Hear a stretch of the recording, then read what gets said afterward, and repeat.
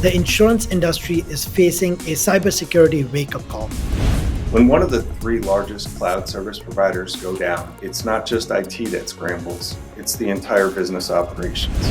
The key question is, are we still reacting to threats or are we getting ahead of them? Resilience isn't just a technical fix, it's a strategic imperative.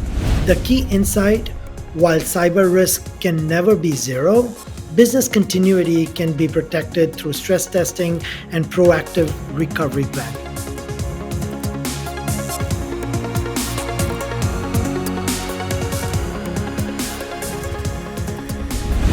Hello, I'm Nilay Doshi, Senior Partner within the insurance practice at Wipro, and joining me today is Jeff Haig. Jeff's a global cybersecurity leader for banking and financial services at Wipro. We are pleased to welcome you to this cybersecurity talks on transforming insurance security, moving from reactive postures to preemptive cyber defense. These days, the insurance industry is facing a cybersecurity wake-up call. Insurers handle sensitive data and run complex operations, making them prime targets. In the recent past, we've seen major US insurance companies hit with network outages, revealing problems like unauthorized access and weak identity systems. But the key question is, are we still reacting to threats or are we getting ahead of them? The old approach of responding after attacks happen won't work anymore. Smart insurers are shifting to preemptive detection and response. The board has started investing in future ready defense systems to make the operations cyber resilient. Thanks, Nalay. I think many firms are still recovering from last week's wake-up call. In all seriousness, the AWS outage last week reminded us how dependent we've become on third-party infrastructure. When one of the three largest cloud service providers go down, it's not just IT that scrambles, it's the entire business operations. That's why resilience isn't just a technical fix, it's a strategic imperative. Leading firms are now asking, are we over-concentrated in cloud services that limit our agility? Do we have enough visibility in our critical dependencies to execute the changes we need when necessary? And lastly, could we build and recover services in a completely new environment if needed? That's why it's important for us to talk about how insurance can build that toughness through stress testing, adaptable architectures, and a mindset that sees resilience not as a fallback, but as a competitive advantage. You're right, Jeff. As you mentioned, the recent cybersecurity incident really sort of highlighted some of the critical vulnerabilities with our clients' networks. And with network outages directly traced to unauthorized access and compromised network infrastructures, how are insurance CISOs redefining cyber resilience and its importance to the board? Sure. Let's start by grounding the conversation. Easiest way is to go to the dictionary. Resilience is defined by the Oxford Dictionary as the capacity to recover quickly from difficulties or toughness. In the insurance sector, it's much more than just bouncing back. It's about persevering through adversity when there is no playbook. Historically, we've seen this before. Events like the Great Depression played a key role. The 2008 financial collapse, as well as COVID. Each of these moments tested the industry's ability to adapt and recover. Now, with cloud adoption accelerating, our infrastructure and our applications are increasingly operating in third-party environments. That shift brings new implications. Resilience today means protecting consumer confidence, especially around claims processing and privacy, investor trust, as cyber events can shape the market perception, regulatory compliance, which is evolving rapidly, and market stability, since insurance products often underpin the broader financial system. Boards are starting to see resilience not just as a technical safeguard, but as a strategic business enabler. It's about ensuring continuity, trust, and adaptability in the face of disruption. You're absolutely correct, right? And one of the things that you'll notice within the insurance industry is that it's rich with sensitive data. It's a very data rich environment, right? And there are lots of complex processes with multiple actors involved, and this makes it like a really attractive target for very sophisticated, tailored and persistent attack strategies that leverage psychological manipulation tactics. Given that, how can security leaders approach resilience? Thanks, Nalay. You're absolutely right. Today's threat landscape is evolving rapidly. As you mentioned, attackers aren't just exploiting technical vulnerabilities anymore. They're deploying AI powered capabilities that enable them persistent strategies, often using psychological manipulation to impersonate employees for gaining privileged access or obtaining funds through their executive leadership. So, how should leaders respond? In short, it's a combination of having a solid foundation, understanding your business, having measurement capabilities, testing, and finally risk tolerance. In terms of building that foundation, that really resorts to adopting resilience frameworks as part of your policy, your strategy, and operations. There are several sources out there. DORA gives a lot of insight. Digital Operational Resilience Act explains a lot of what the expectations are from a regulatory perspective, along with NIST 800 160, the guidance standard on developing resilient system.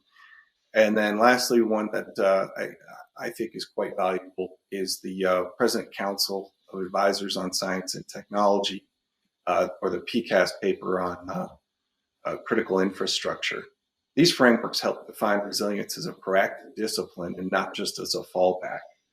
When it comes to understanding your business, in short, that means identifying your critical business services, mapping out your crown jewels.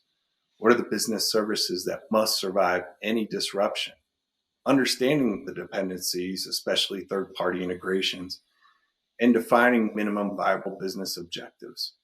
In short, what's the minimum level of operation we need to keep the business operational? In terms of measurement, along within the PCAS paper, there's a lot of guidance around establishing, measuring leading indicators. These are metrics that signal resilience readiness. How would we deal with internet denial and communication loss? What is our hard restart recovery time? Could we reboot an entire product or service line in a new environment? What is our software and infrastructure reproducibility? Could we deploy those workloads in a fashion manner?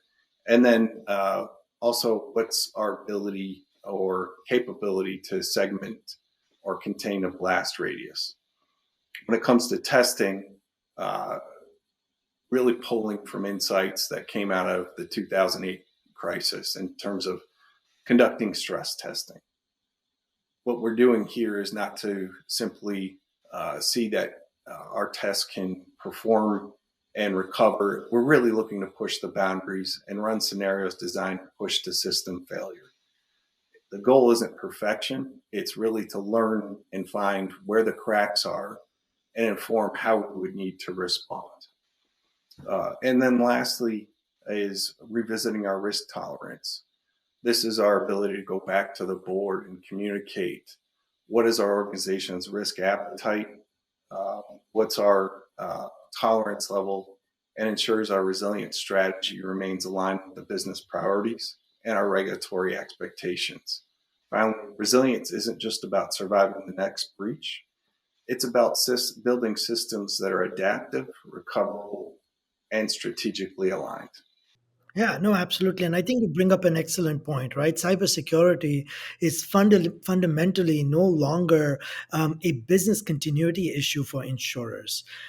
So, how are CISOs aligning cyber resilience with the broader business risk strategies to demonstrate measurable impact and ROI to the broader sort of audience and the stakeholders? Perfect question. Well, when done right, cyber resilience delivers measurable business value. There are five key areas where CISOs are aligning resilience with their broader risk strategies to demonstrate impact and return on investment. Cost optimization. Our resilience planning helps identify redundancy, streamlines recovery processes, and reduces downtime costs. It also enables smarter investments in scalable security architectures that adapt to evolving threats. Asset visibility and inventory. Understanding what you have and what's critical is foundational. Resilience frameworks encourage organizations to maintain accurate inventories of systems, data flows, and dependencies, which will improve response planning and risk assessments. Cloud adoption and vendor independence. Hard restart scenarios often favor cloud over physical infrastructure. Resilience planning highlights where vendor lock in may exist, especially in multi cloud environments, and helps CISOs advocate for open source or interoperable solutions that support agility. Business impact and analysis and concentration risk. Using BIA frameworks, insurers can assess concentration risk. For example, how many firms rely on a single Azure Entra identification service zone, east, west, central, or same thing when it came to DNS for AWS. This insight helps board understand systemic exposure and prioritize diversification strategies. And lastly, strategic alignment and board engagement. Resilience isn't just about surviving incidents, it's about protecting reputation, market confidence, and regulatory standing.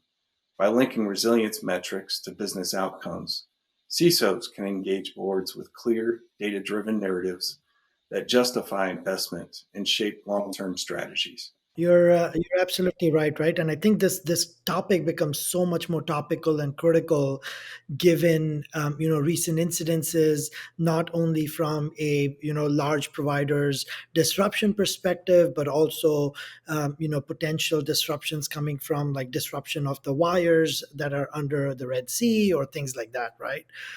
So, in today's session, team, we have really discussed how insurance CISOs are shifting from preventing all attacks to ensuring business survival when attacks do succeed.